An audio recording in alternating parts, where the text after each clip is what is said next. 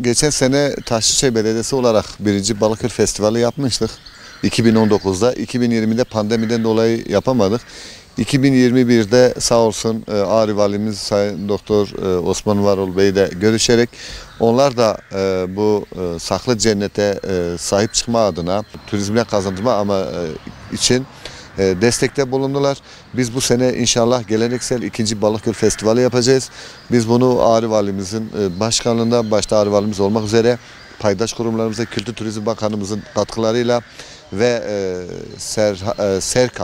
Serhat İller Kalkınma Ajansı'nın katkılarıyla birlikte inşallah Taşlıçay Belediyesi olarak biz ikinci Balıkgöl Festivali'ni gerçekleştireceğiz.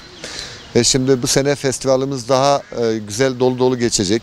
Geçen sene bir gün yapmıştık. Bu sene Sayın Valimiz 2 gün olarak geçtiğindeydi. 2 gün olarak biz festivalimizi yapacağız.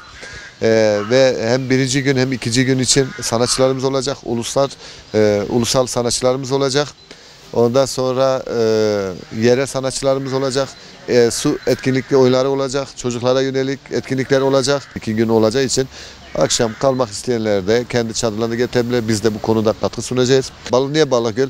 Balıkgöl bugün Türkiye'de hep ilklerle teklerle anılıyor. Mesela Balıkgöl 2241 rakımla Türkiye'nin en yüksek gölüdür.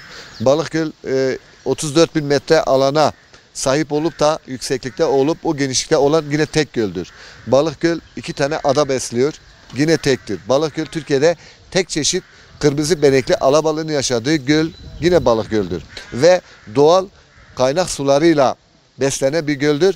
Ve tatlı su şu anda Balıkgöl'de içme suyu. Yani şu anda Türkiye'nin yani bir araştırın kaç tane gölünde içme su tedarik ediliyor. Ve bundan dolayı Balıkgöl önemlidir. Balıkgöl ilçemiz için çok önemlidir. Balıkgöl ilimiz için çok önemlidir. Balıkgöl Türkiye'nin turizm için çok önemlidir.